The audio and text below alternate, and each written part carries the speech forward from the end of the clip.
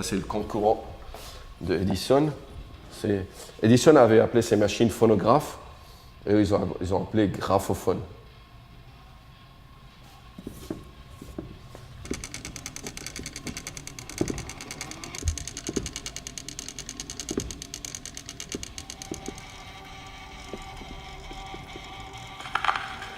Et ce qui est intéressant, ils annonçaient au début du cylindre, et après ils ont utilisé la même technique pour les disques, le début du disque, on annonçait le morceau qu'on allait écouter. L'archive patriote monologue raconté par Branem, encore Edison. Sur Terre, chacun pour vous. Bon, il y en a qui jouent de la clarinette, mais moi je suis patriote. Patriote avant tout, ouais. C'est moi qui choisis les autres nations, mais je veux rien faire à l'étranger. Ah, si c'est le dernièrement, j'étais à la barre Saint-Lazare, je voulais aller au Moulin Rouge. Le plus court était de prendre par la rue d'Amsterdam et Bruxelles. Dans le quartier. Jamais de la vie. Écoutant mon patriotisme, je prends la rue Flugal, une rue française et j'arrive au Moulin Rouge. Alors ça, c'est pareil, c'est d'autres fabricants qui se sont dit, déjà, tout est fait. Les appareils, ça veut dire qu'ils ne pouvaient pas apporter une invention révolutionnaire. Et du coup, ils ont misé sur la partie spectaculaire, surtout pour tout ce qui est bal. Bal, fête foraine, pour interpeller le passant, l'exagération dans la taille des pavillons, mais surtout aussi, ça peut sonoriser une pièce aussi grande comme ça, et c'était pour danser. Et là, c'est la particularité qu'on pose les deux pointes de lecture, c'est-à-dire c'est des saphirs.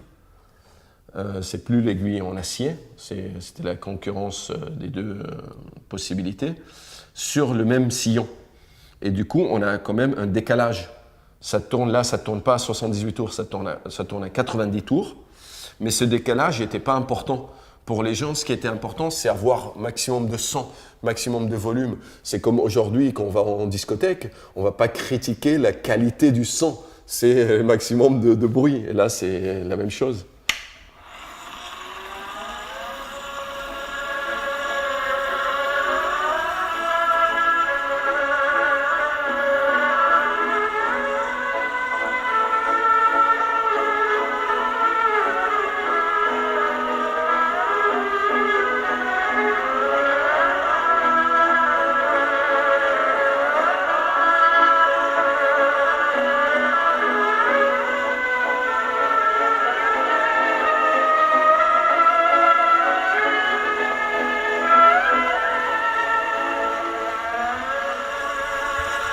Alors, il y a une particularité, c'est que là, le disque est fini.